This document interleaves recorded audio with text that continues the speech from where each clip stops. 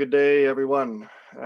This is Glenn Blumhorst, President of National Peace Corps Association, and welcome to this very special event today, our panel discussion called Shaping the Field, the Peace Corps and Peace Building Through a Diversity Lens. It's my pleasure to welcome all of you to our event today. We have an exciting agenda and some great panelists that are going to be joining us today. This is a presentation made possible by the collaborative effort of Women of Color Advancing Peace Corps and Security, the Institute for Economics and Peace, and the National Peace Corps Association. I'm joined by several of my colleagues here who I'll be introducing momentarily, but I want to give a special thanks to Miriam Foote, my colleague here at the National Peace Corps Association, for her leadership in helping organize and frame and guide this conversation today. We're also joined by colleagues from the Institute for Economics and Peace, in particular, Michael Collins, Executive Director, who will be joining us on the panel conversation. A very special guest, Sajid Gandhi, who is the Senior Professional Staff Member at the U.S. House of Representatives on the Committee for Foreign Affairs. And finally, our dear friend over at the Peace Corps, and grateful for her attendance and participation today, Darlene Grant, who is a returned Peace Corps volunteer, currently serving as Senior Advisor to the Director of the Peace Corps. Very grateful for them taking time out of their busy days to spend with us on this panel conversation. We have a very, very special guest too that I'll introduce in more detail here in a moment, but wanted to just thank you for joining this important conversation. A bit about, well, first, I served in the Peace Corps myself in Guatemala, and so that was the start of a career that really was focused on international peace building and international people-to-people type development, and recently came to National Peace Corps Association about 8 years ago as the president of this organization. And that grassroots experience that I share with many other RPCVs from our service in the Peace Corps is what guides me today and has transformed my perspective of the world and the commitment that I have for helping make it a better place. National Peace Corps itself was established in 1979. It is a 501c3 social impact organization. We are at the center of a community of over 240,000 individuals who have shared the Peace Corps experience. We exist to essentially serve a united and vibrant Peace Corps community that includes currently, well, not currently at the moment, but normally currently serving volunteers, future volunteers, returned Peace Corps volunteers, current and former Peace Corps staff, host country nationals, and anyone who has a family, friend, or interested in the Peace Corps is a part of our community. We're joined together as a community to help create a better world.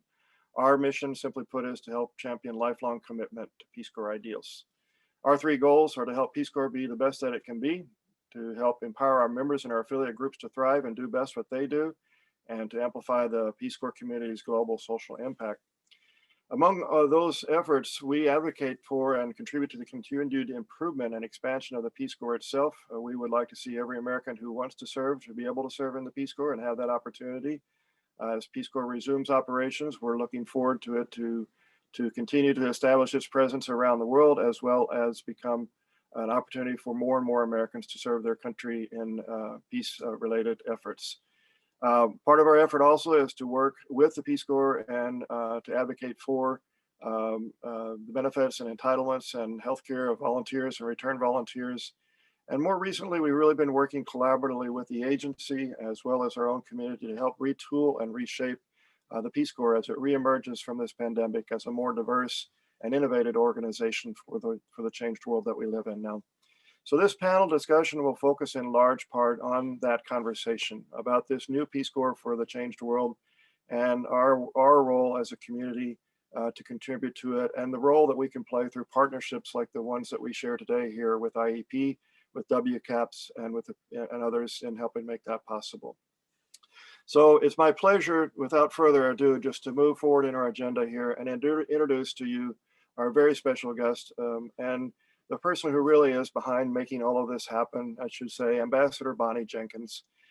Her credentials are a long list of achievements and accomplishments and many things that she's accomplished in her life and career. And so I want to just highlight a few of those things. She is the founder and executive director of WCAPS. She also chairs the steering committee of Organizations in Solidarity, which is an organization that we are a part of as well, and that she founded in 2020. She is a non-resident senior fellow at the Brookings Institute and a senior fellow at the Humphrey School of Public Affairs. She's an adjunct professor at the Georgetown University School of Foreign Service and the Georgetown University Law Center. She's a lecturer at the University of Virginia, Batten School, and she is a professorial lecturer at the George Washington Elliott School of International Affairs. She also is was a special envoy under the Obama administration, special envoy and coordinator for threat reduction programs in the Bureau of International Security and Nonproliferation at the U.S. Department of State. Prior to her role in government, she was prior to 2009 as in her role in government.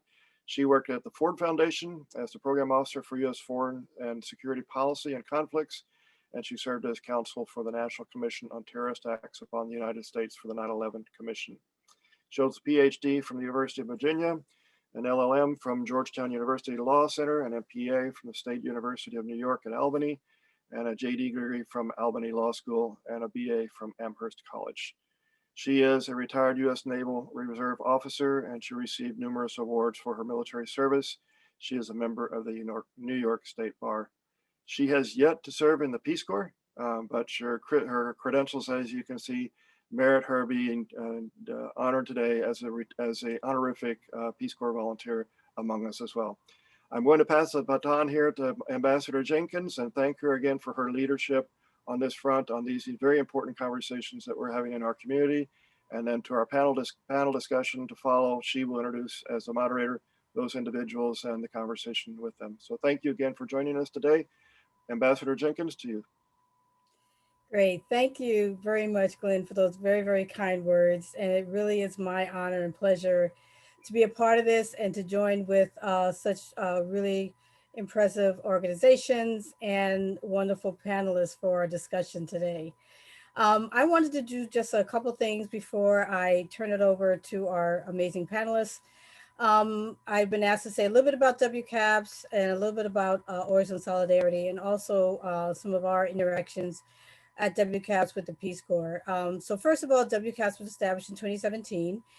You can find a lot more about us on the website since I won't be going into a lot of detail right now at wcaps.org. But the reason why I started the organization really because I realized there was a gap in the field in terms of a focus of voices of people of color, particularly women of color, in peace and security, and having a network and a way in which we could work together and promote our voices and the importance of our perspectives in foreign policy and security policy. So we started in 2017, and through that time, we've been able to do a number of wonderful things. And I said, like I said, you can check us out on the website.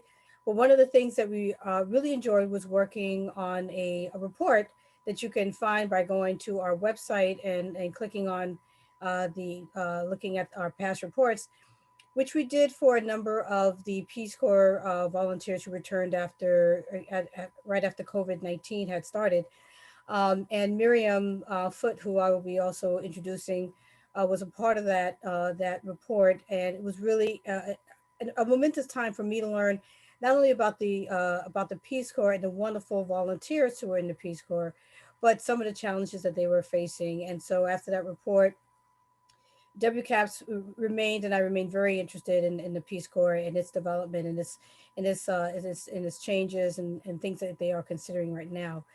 And Origin Solidarity, as Glenn mentioned very briefly, it's an entity that's a part of WCAPS, and it now has about 250 organizations as well as individuals who are working together in different working groups to promote 12 commitments that they all signed up to when they signed the Solidarity Statement following the killing of George Floyd. This is something you can also see on its own website, orgsinsolidarity.org, to get more information and background on that. So now what I want to do is introduce our panelists, and we can talk a lot more about Peace Corps and working in areas of diversity and what can be done, what should be done. So first I want to introduce my colleague, Miriam Foote, who was actually, when I started WCAPS in 2017, she was on our initial Young Ambassadors group. Miriam is a returned Peace Corps volunteer. She served in Benin from 2018 to 2020 as a community outreach specialist in advocacy and administrative associate now at MPCA, and also is a WCAPS member. So very happy that she joined MPCA after her time at the Peace Corps. Also, Michael Collins from the Institute for Economics and Peace, Sajid Gandhi, Senior Professional Staff Member at the U.S. House of Representatives Committee on Foreign Affairs, and last but certainly not least, Darlene Grant, another RPCV Senior Advisor to Jody Olson, now at the Peace Corps. So, welcome all of our panelists. And we have a lot to talk about in just a little time because we only have an hour. And so, I have some questions that I'd like to pose to the group, and then I have a couple for individuals, and then we would like to turn it over to the audience for questions. So, the first question that I'm going to ask, and maybe a couple of you can respond, is how does the Peace Corps fit into the peace building community? And I will just ask whoever wants to respond to that to please do so. Sounds like a good question for me, Ambassador. I'd like to start. Good morning, good evening to those of you who are joining us from other countries around the world. Um, I was thinking about this quite a bit when invited to join this august group, and thank you for that invitation. And my initial knee-jerk reaction is always to hearken to the words on the steps, the University of Michigan steps back in 1960, when a group of over 10,000, uh, it's an extraordinarily large group of Michigan students were asked, would you be willing to serve your country and the cause of peace by living and working in the developing world? And given the fact that there are a lot of Return Peace Corps volunteers on the call, I would assume they would say, yeah, we heard that speech 100 times, Darlene. Sounds like you used to be a country director. Yeah. But I hearken to that speech because of a growing definition that I have for peace building as a long-term process of engaging people to talk, to listen, to repair relationships, and to reform institutions. And as I use that as a working definition and connect it to that charge, to that challenge of willing to serve, I think about what we arm volunteers with as they go into communities, into villages, into towns. We call it a participatory analysis approach and community action approach. And I love to talk about the 3Ds: developing relationships, discover, dream, design, and then deliver, to bring a project to life, to bring a dream to life. And so the way we fit into that in that more grab the heart way is that on the ground it's what we do. How do we develop relationships? And for me, how do we help people dream? Because you have to be able to consider that the world can be a better place, to be able to participate in peace building. And so I think that's why people join the Peace Corps, that kernel of a dream that the world can be a better place. And then we have volunteers going to countries, over 61 countries, sitting next to students, sitting next to farmers, sitting next to fishery folks, and folks who are in community and economic development, saying, tell me your dream. What's your dream? Help me think about your dream before we build a project, because that dream should inform the project. That's my initial response to the question. I could go on, but thanks for asking. Excellent, excellent. I'd love to kind of jump in there if that's okay. Number one, because I'm really excited to talk about this, but also because I can perhaps kind of sort of offer an external perspective. So I think that there are kind of sort of two key contributions that Peace Corps is making to the peace building field. Number one is with regards to sort of the development and peace nexus. And still there seems to be sort of relatively little understanding as to the connection of between the two, between development and peace building. I mean, there's an intuitive understanding of this, but there's very sort of little measurement in between those, you know? For example, there are sort of development organizations, they've got extremely well-developed programming and clear goals and processes, and they're working in dozens of countries. And then on the other hand, there are sort of organizations that are more propense, if you will, to call themselves peace-building organizations, which perhaps sort of have more of a focus on social justice, on human rights, on mediation, conflict resolution, etc. And I think sort of the Peace Corps is one of those sort of very rare organizations that straddles those two incredibly well. I mean, number one, it has the mission is to promote world peace, right? So obviously extremely peace-centered. But the main focus, or the sort of the action areas, if you will, are much broader: education, health, you know, environment, youth and development, agriculture, et cetera, et cetera. And then add, of course, the diplomacy element that Darlene was sort of referring to, and the learning exchange element that Darlene was referring to. And this kind of sort of coincides with the strengthening, if you will, of the sort of the various fundamental capacities or qualities that constitute peaceful societies that IEP tries to measure. So, you know, one could sort of argue that this broader approach to peace building is by far the most effective, and the Peace Corps really does have a very systemic approach to peace building, and potentially one that perhaps other peace building organizations, at least some, don't have. You know, and then the second sort of thing I wanted to note very quickly is this idea of sort of the cultural exchange and the multiculturalism, further building on what Darlene was mentioning here. This kind of sort of opportunity that Peace Corps creates to be able to sort of share and learn new perspectives and ideas, and like compare different values, but in a very non-threatening way. I mean, you know, the development and peace building field is kind of sort of plagued by Westernism, this sort of unconscious sort of belief that Western culture or practice is best, and other societies should be living up to these particular sort of ideals. And then also kind of sort of generally, when you look at development programs, I mean, we're getting much better, but from my experience in the development field also, the amount of kind of sort of real international staff integration within the context in which it's working remains sort of really poor. And I think that one of the things that Peace Corps does really well is sort of instill this really deep appreciation for local culture.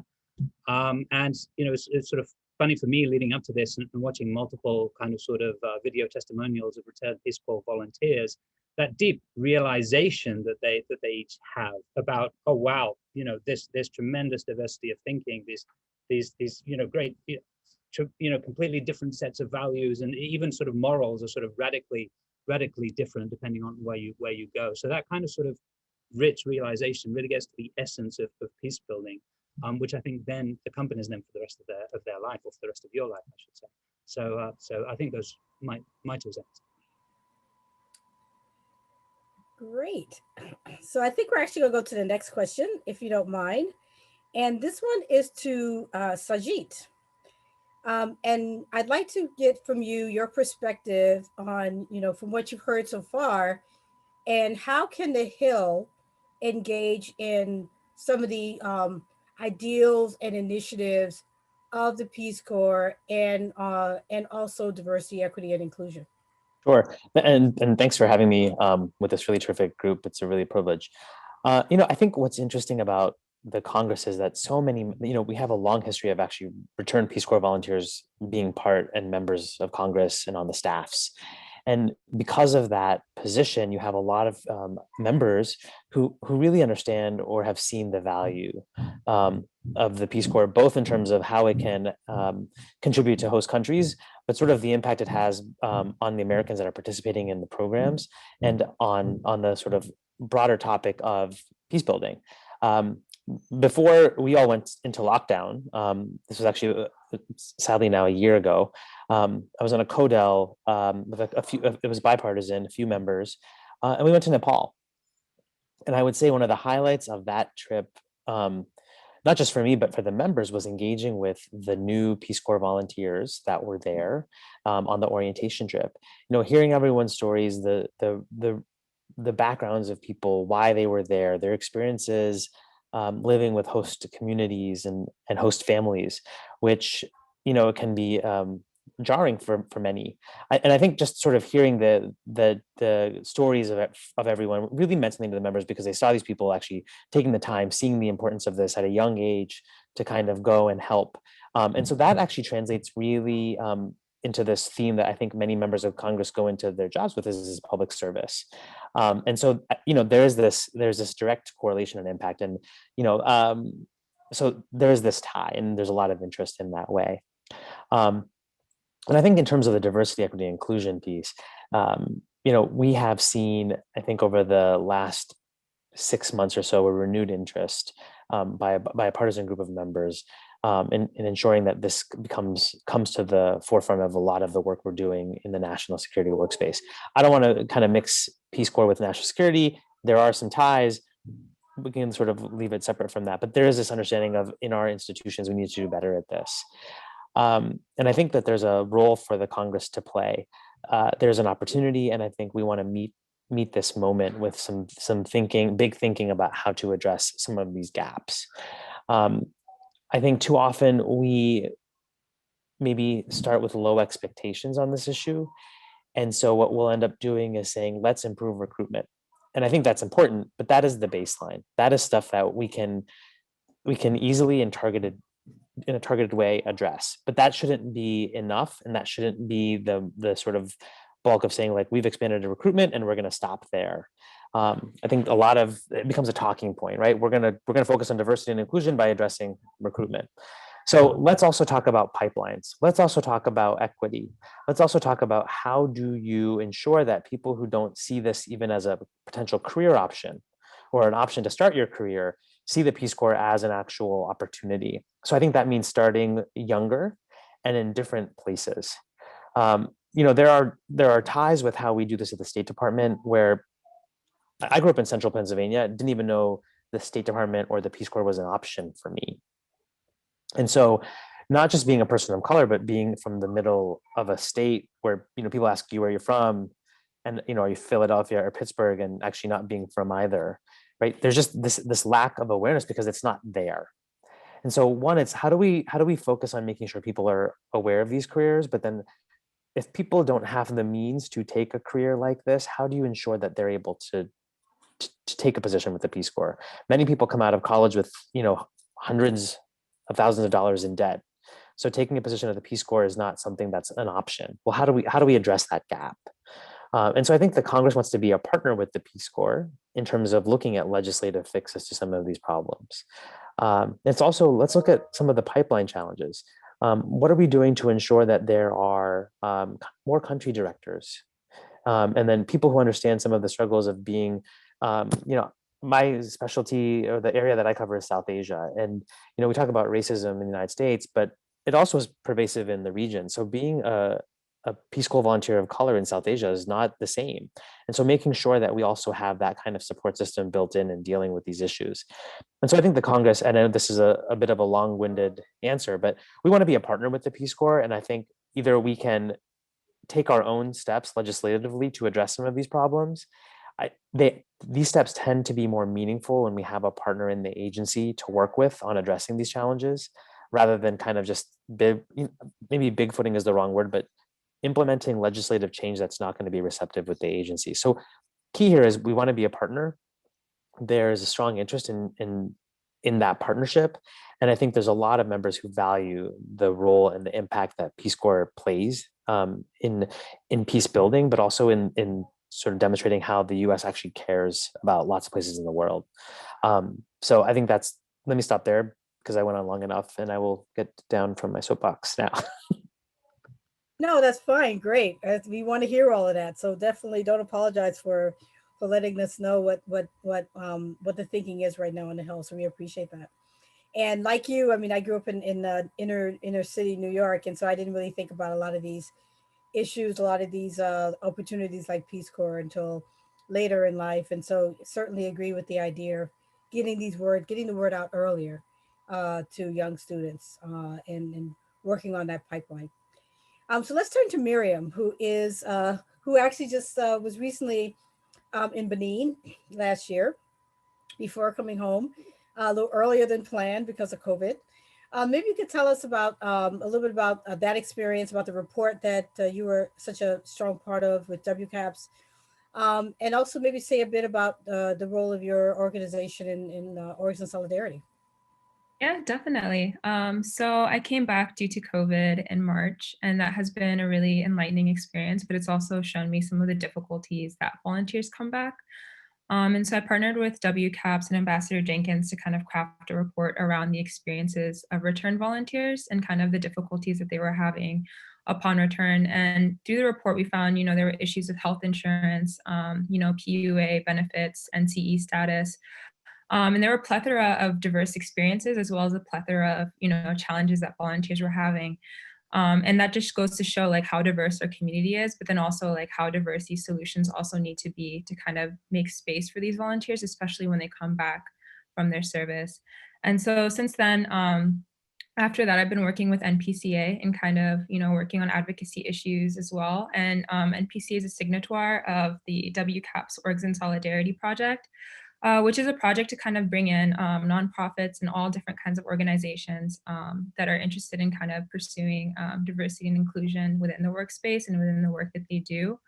And there's a link to it in the chat box. And so NPC signed on to this, and there's about 12 commitments, and there's over 250 organizations and individuals that have signed on to this. And we're all committed to kind of finding different ways and solutions to kind of introduce inclusion and equity into the work that we do. And so there's going to be a conference as well on the 25th and the 24th, targeted towards, getting more people of color, women of color, more diverse people into these workspaces and kind of having webinars and activities around that, especially because there isn't 100% clear steps on how to kind of bring these into our organizations and how do we become more inclusive. And so we're working together to try to find out those solutions and talk together and see how different organizations are tackling these issues and how they're working through that. And so NPCA is working through that as well. We all have our histories and we're all working to try and kind of forge a path where we can be more inclusive and diverse and kind of have more of those voices in. But we also understand that that's a long way to go and it takes actual work and not just signing on to a document, but it takes continuous and actual actions within our organizations. And so that's something that we've been working on and we're hoping to continue working on. And yeah, please feel free to check a look at the links that are posted in the chat box. NPCA also has a report that we've done and that we've worked on. And so that's Peace Corps Connect to the Future. And in the report, we actually have a chapter dedicated to fostering diversity and inclusion in the Peace Corps. And this is something that you see throughout the report as well. You see it through recruitment, you see it through recollaborating our programs, you see it throughout kind of the report. And so these are things that we're also working on within NPCA and things that we're collaborating as well with WCAPS to kind of try and address in our communities and find different solutions to these problems as well. Thank you, Miriam. And I think we're going to, oh good, my colleague Netta just shared the link to the report that we did with Peace Corps last year. So Darlene, if you don't mind, I'd like to come back to you with a question. On these issues of diversifying the Peace Corps, what are some long-term actions that can be taken to diversify the Peace Corps and the field, and what is being done now? Thank you. And thank you, Miriam, and thank you, Sajid. You guys jumped all in my notes. This is wonderful.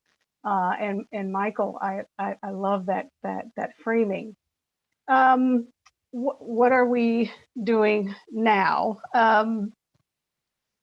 We are taking time during this pause from having volunteers in the field to really dive into the process of reviewing our structures, our programs, our policies, and identifying ways that we can best recruit. And to your point, Sajid, support and move all the way through the continuum of the volunteer experience, individuals who apply to the Peace Corps, as well as staff, and that we develop a staff and a volunteer corps that represents the tapestry of America, the cultures, the different points of views, etc. And to do that by ensuring they're safe, healthy, um, and well supported. There are a number of approaches, and I like to frame them in terms of the volunteer lifespan. There's some really exciting things going on in the recruitment arena. We have a core of recruiters who are doing interesting things, such as Instagram slams, or what's it called? Instagram takeovers of college campus Instagram accounts during a certain period of time, where they're pushing out Peace Corps information, and really meeting Generation Z, if you will, where they are in the web space, in the social media space. We have recruiters who are now not just talking to students, but actually engaging high-level deans and authorities within universities to be partners in talking to and engaging students in historically Black, historically Hispanic serving, and other institutions and universities. It's very exciting stuff that they're doing. We have, moving across the continuum, we really are looking at once someone is interested and proceeds to apply, for the first time in, I think my notes would say about 30 years, we have increased the medical reimbursement for the exams, the dental exams, the medical exams that that applicants may have to go through to get through the application process. That is such a win for the agency, that it has been increased 3 times the rate that it historically has been. We are really looking at all of our communications to prospective volunteers, as well as to serving volunteers and return volunteers, with a new newsletter through the Office of the Third Goal, to see is our communication having the intended impact and reaching the intended audiences. And are we considering our communications through that DEI, diversity, equity, and inclusion lens, and how we can do that much better. And I must talk about what's happening in the field. Some really exciting things.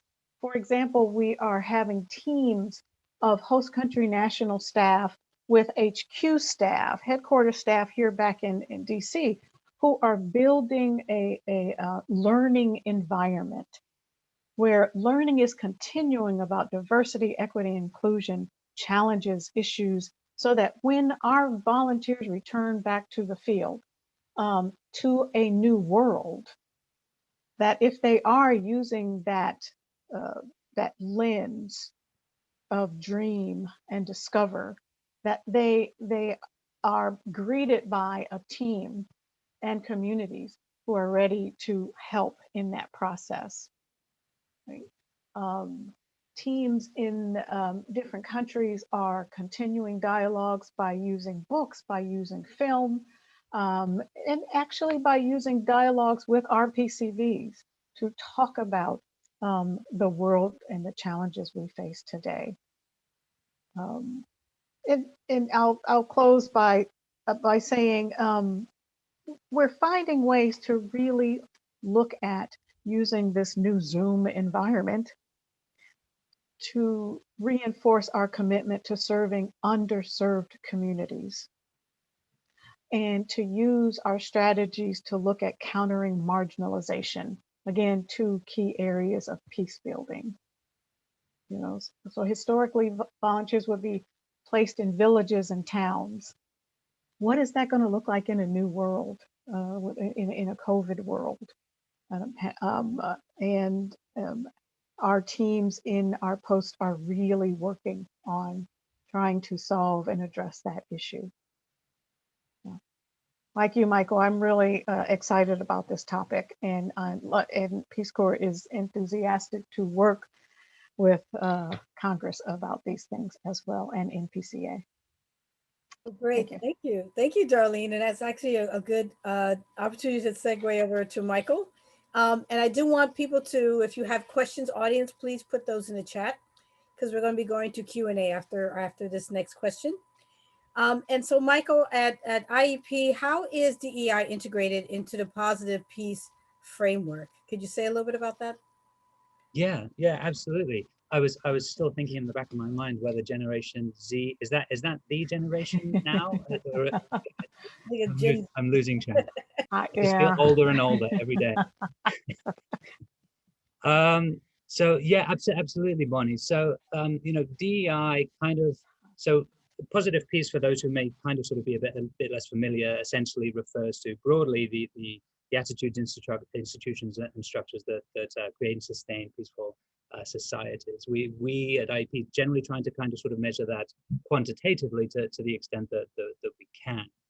And you know, DEI does shine through in a number of ways, both in terms of terminology, but also sort of conceptually as well. So, you know, for example, with regards to specific sort of pillars of positive peace, in the case of our framework, there's 8. The pillar of acceptance of the rights of others, the pillar of equitable distribution of resources. And then when looked at as sort of a system, if you will, because all of these pillars sort of are interdependent and interrelated, other pillars such as high levels of human capital, good relations with neighbors, well-functioning government, low levels of corruption, sound business environment, free flow of information. And then if you kind of sort of dig into the data, there are sort of individual indicators that include elements related to DEI. You know, and if we look at sort of race, gender, and ethnicity specifically, for example, elements related to group grievances, gender inequality, exclusion by socioeconomic group, factionalized elites, et cetera, one of sort of the challenges, I suppose, that you could say that we have in terms of sort of measuring this globally is that diversity becomes really sort of quickly fraught because it's highly contextual. So, you know, for example, if you were to ask, are more diverse countries more peaceful, right? Seems like a very simple question that you should be able to get a simple answer to. But question number one would be, okay, well, what constitutes more diverse? Are we talking racially? Are we talking ethnically? Are we talking about a religion? Are we talking about political views? Just to kind of sort of name a few of those, right? And then if you were to just take one of those, let's say purely an ethnic perspective, for example, some of the least peaceful countries on earth are also the most ethnically diverse, right? Sub-Saharan Africa, for example, has got hundreds of sort of ethnic groups, many of which are sort of in conflict with one another. But some of the most peaceful are also the most homogeneous, but that is, you know, can purely be sort of a definition of borders, for example. And I wanted to think of a specific case. So take Europe, for example, right? Europe has been the most peaceful region on earth according to the Global Peace Index, which is a sort of measure of peacefulness that IEP puts out. Now, when you look at each country individually, they're actually very homogeneous countries. They're less diverse racially, ethnically, religiously, and otherwise. But then if you look at the sort of the whole region, right, you can actually consider it highly diverse. You can get in a car and you can drive for 4 hours and you can, you know, cross 5 different countries and they all speak different languages and they all have different, you know, cultures and different definitions of cheese, essentially, right? So, you know, at the same time, given that all of that diversity, then you take sort of like the levels of polarization that arose from the Syrian refugee crisis, and you see that the continent as a whole still kind of sort of struggles with diversity. You know, one thing that perhaps you could sort of say about Europe is that perhaps it's because each sort of tribe, for lack of a better word, or nation has been able to sort of stake a claim, but that's only relatively recently true, right? So The second part of this, the positive side, is that I think sort of the inclusion aspect is a much better measure. And if we take sort of a broader definition of diversity, one that encompasses sort of all of these aspects, perhaps sort of the best metric that we've come across, linking sort of inclusiveness and peace, is its correlation, the correlation of peace with democracy. So democracy, largely the definition that we sort of used, is government based on majority rule, consent of the governed, the existence of free and fair elections, protection of minority rights, and the respect for human rights, right, for example. And then when we look at the Global Peace Index and the Positive Peace Index, two measures of peacefulness that we use, by far, countries that are more democratic are more peaceful in nature. So that's not to say that sort of democracy is perfect by any means. In fact, sort of civil unrest has been increasing significantly in democracies, as has a political polarization. They're also weakening worldwide. But one of the things that we see about democracy is that they kind of sort of provide this sort of escape valve, if you will, for social tensions, right? And they provide the tool to build social cohesion and to sort of sort through or thrash out the various issues that any individual society is kind of sort of trying to tackle. And essentially, because of that, they are diverse in all of their forms, and therefore a lot more resilient, a lot more able to deal with a variety of different crises as well. So I don't know, that's kind of sort of the three-way link that I try to make in that regard. Great, thank you so much. Okay, so now we have a little bit of time for questions, and I see really two more statements than questions. So I want to see if anyone has any responses. One is focusing on women, and it says, I don't know if you've seen this in the chat. Ironically, given that women are in the majority of Peace Corps volunteers, it is my experience, both my own and stories from other RPCVs, that women in general, and particularly young women, are very much discriminated against in many Peace Corps sites. So there's no question mark at the end or no question asked, but I think it's more of, does anyone have a response to that or a thought on that point?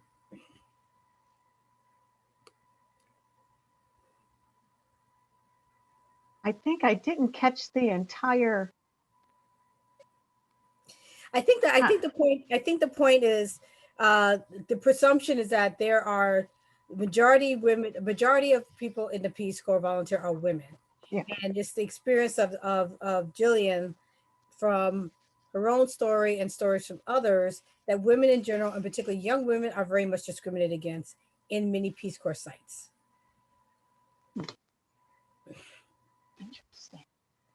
So, I mean, it's a comment. It doesn't require a response, but I did want to at least put it out there in case anyone wanted to respond to it. And let's see. And while you're thinking that, Yeah. I could ask you another question for Dr. Grant. How would you characterize the current prospects within the agency to add anti-racism as a core PCV expectation? There is a conversation that is happening at the Peace Corps on looking at the 10 longstanding core expectations that volunteers and staff are asked to abide by and be guided by in their service and their work.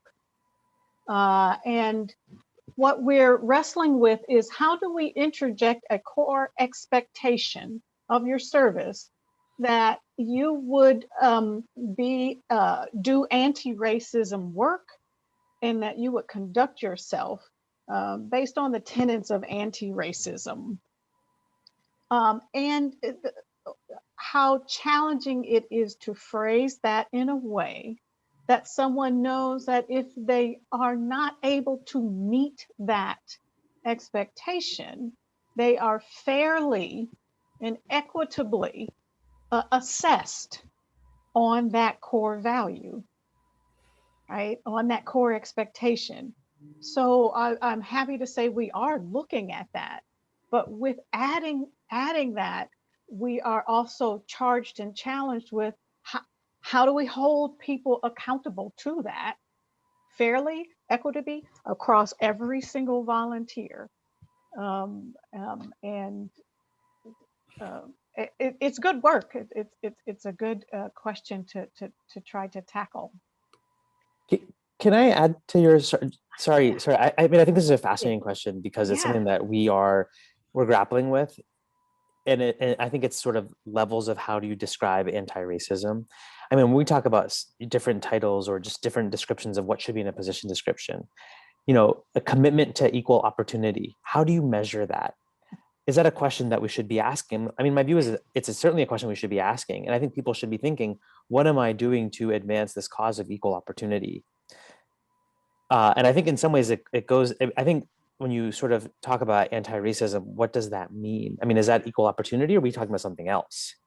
And I think there's different scales of this that we have to look at and say, how do we apply this to a variety of position descriptions, or how we hold people accountable to sort of this I mean, in my mind, having a demonstrated commitment to equal opportunity is baseline. Like that should be something basic. When we advertise jobs, when we interview candidates, when we talk about people that want to take X, Y, and Z position.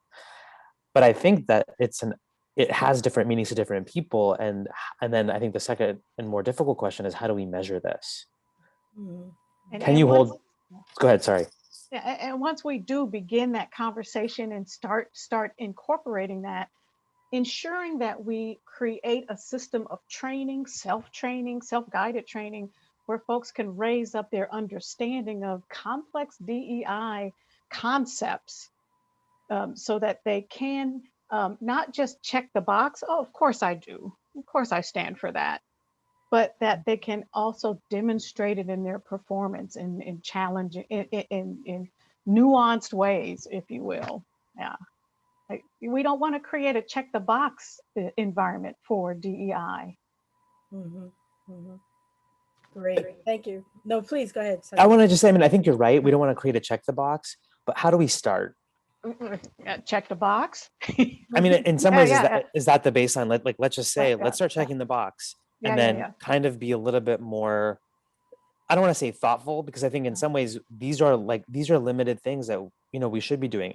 It's this point of when I'll take it back to my a specific experience. It's not necessarily Peace Corps, but State Department. People have been for years, and Ambassador Jenkins, good luck with this. But people have been talking about for years, like, we need to improve the State Department's the diversity and representation of the State Department. We have now for 30 years seen the same problem, right? Which is there is a barrier to promotion and to advancement for people of color. The GAO, the Government Accountability Office, did a report on this in 1989.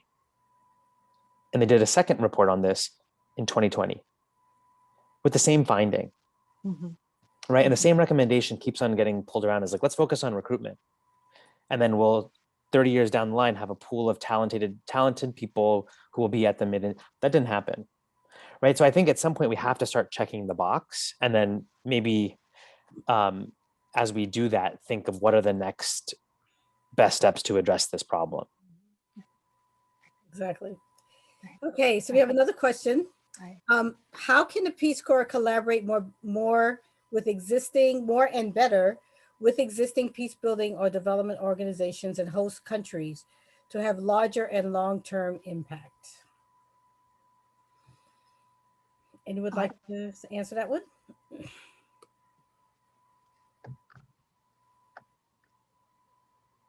This is just to add sort of and this is completely speculative and hypothetical on my behalf. When I had the opportunity to speak with Jody when I first started with IEP, she mentioned that PC was in the process of developing country assessments, or their own form of country assessments based on the experiences of Peace Corps volunteers and returned Peace Corps volunteers, right? And to be able to do this on a rolling basis. Now, I don't know how sort of advanced this is, or whether that idea went out the window, I'm not sure. But the point I'm trying to make is that, individual Peace Corps volunteers develop significant expertise and cultural expertise in these particular countries. So to the extent that there still remains a deep need for kind of sort of this nexus between local communities and the international community, I think that the Peace Corps is uniquely sort of qualified in many ways to be able to kind of sort of provide that that liaison. Mhm. Great. I would also state that Dr. Olson is no longer with the Peace Corps. And so we now have acting director Carol Spahn. And so we're in that transition phase of leadership, which is extraordinarily exciting as we move forward to having these conversations. I would add to Michael's point that the on the ground work of volunteers, surprisingly, as a country director, I would sit down with volunteers, and the depth and breadth of relationships that they have created in integrating in these communities oftentimes include peace building entities in the countries on the ground. You add to that the importance of our host country national staff and their connections to the peace building community within their own countries, and how that can come together and grow to fruition with projects. So I think it is a space that has potential to grow, particularly as we are in a kind of a social networking world. Great. And we have time for one more question. So I think this is a quick one. Is there a Peace Corps info / recruiting Zoom available for use in schools? One of the most exciting projects that has started post evacuation in this new environment we're communicating in is a series of as needed communications to different audiences that are being developed by our recruiting team, and they're really slick. Again, towards that meeting, it's called on-demand recruitment using the power of pre-recorded content. Right? Short, digestible, digital on-demand content that is allowing us to focus on particular topics. One topic, for example, is dispelling the myth that Peace Corps is free, right? And addressing inner city, if you will, or communities where Peace Corps is not infiltrating, and saying, yeah, you got to buy chacos or Teva sandals and backpacks and all the accoutrement that goes with being a volunteer, then Peace Corps is not free. Right. And so it really talks about and has the voice on these video vignettes of former volunteers, particularly volunteers of color, who are saying, here's how I managed that. Here's how I navigated that. So the RPCV world is critical to our growing this kind of digestible information. And when the questioner asks for schools, this is pitched towards college. But there's no reason with the resources we have that we can't vary the level and start getting into junior high schools and et cetera. And I'm sure there's a recruiter out there on this call who's saying, Darlene, you're committing us to what? But it's exciting stuff. And you turn this creativity over to our teams and all kinds of things can happen. Great question. I think it's a great question. I mean, Miriam, you're for the younger generation, do you think that would be useful to have something like that? I think it'd be great to have a kind of a Zoom or some kind of thing like that you can show students and young people. Yeah, definitely. And now being virtual, I feel like that would be a great way, I think this is definitely changing the landscape. We're even more virtual than we were before. Well, historically, postcards were sent. There were postcards sent to volunteers in the 60s with a picture of Shirley Chisholm on them, right? And kind of inspiring and saying, oh my goodness, this is a great thing to do, to serve peace in the world, right? And now we can do it in the virtual world and ping every phone in a university at one time. That opens up a world of possibilities. Well, it sounds like we have some takeaways, huh? It sounds like something that would really be good to really think about. So I'm going to turn it, we have 5 minutes left. I'm going to turn it back over to Glenn. I think you have some closing remarks and thoughts. Well, first and foremost, thank you, Ambassador Jenkins, for leading this conversation and for your leadership in this arena and all that you have done toward peace building and for diversity and inclusion in the peace building community. Thank you so much for your partnership with the Peace Corps and the Peace Corps community. We're very grateful for that, and just so thankful that we've been able to join arms in this important work that's being done.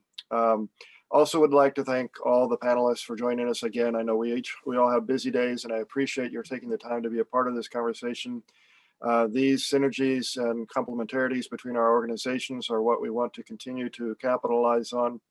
And really, I think we all hold the same vision and value, and that is the best Peace Corps possible and the best experience for Peace Corps volunteers and all of us to have the opportunity to do the work that is before us. As Peace Corps celebrates its 60th anniversary, we know that it has to emerge a new and better organization, and that the conditions on the ground have changed, and the arena of our work has changed. I really want to just first and foremost commend on behalf of the Peace Corps, Darlene and the leadership at the Peace Corps for the progress that they already have been making. The community, the Peace Corps community speaks loud and clear many times to the agency in terms of expectations, and that goes to NPCA as well and NPCA to Peace Corps. But it is clear and obvious that the Peace Corps is listening and working hard in this time, hopefully, which is a brief hiatus of volunteers being in the field, to really make those programs recalibrated better in the field, to incorporate diversity and inclusion and equity and to a greater extent in the recruitment of volunteers, the staffing of the Peace Corps, and the support to volunteers in the field, and of course the return Peace Corps volunteers, which is where National Peace Corps Association also comes in. So thank you, Darlene, and for the leadership over at Peace Corps on the work that you're doing there. I noted in particular, you highlighted the increase in reimbursement for medical costs for applicants, which is certainly a barrier to many people of color to enter into the Peace Corps who may not have the resources to cover those expenses. There's a lot to be done there. There's a lot of recommendations. I know in the report that we developed with our community that the community has essentially authored, and there's a lot of work for both the agency and for NPCA and for the Peace Corps community ahead. I really want to thank especially the Peace Corps community and the peace building community, whether or not you're part of the Peace Corps itself or have been, for driving this conversation and holding us accountable and holding us responsible for bringing about the changes that we need to see.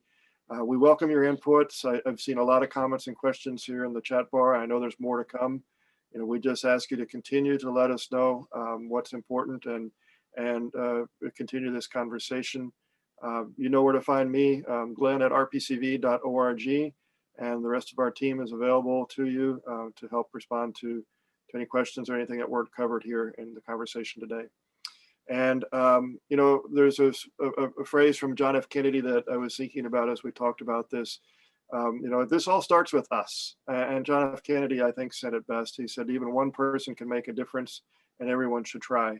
And so there's a lot of work, when it comes down to it, whether we're the leader of the Peace Corps agency, or we're a recruiter, or we're a Peace Corps applicant, or a university student. There's much to be done here, and each of us are going to do our part in helping make the world a better place. But there is really important work that we have to do to improve our institutions and our organizations so that experience is what it is intended to be. I'll ask you just to, if you haven't already, sign up to join the Orgs in Solidarity commitments for diversity, equity, inclusion. If you're not involved in any way with the National Peace Corps Association, we're going to be doing a lot of advocacy work on these issues, and you don't have to be a Peace Corps volunteer or return volunteer or any particular person, as long as you care about the Peace Corps and the values that it stands for, and if you care about peace building. Sign up for NPCA and see what the issues are that we're working on in support of our community and in support of a better world. And join us when we advocate, and join us when we get in the trenches and do the work that has to be done. So thank you again so much for everyone for joining us. Thank you again, Ambassador Jenkins. Thank you, Sajid and Michael and Darlene for joining us. And again, a very special thank you for Miriam. my colleague here at NPCA for her fabulous job in organizing and leading this event. Take care and have a good afternoon. Thank you, everyone.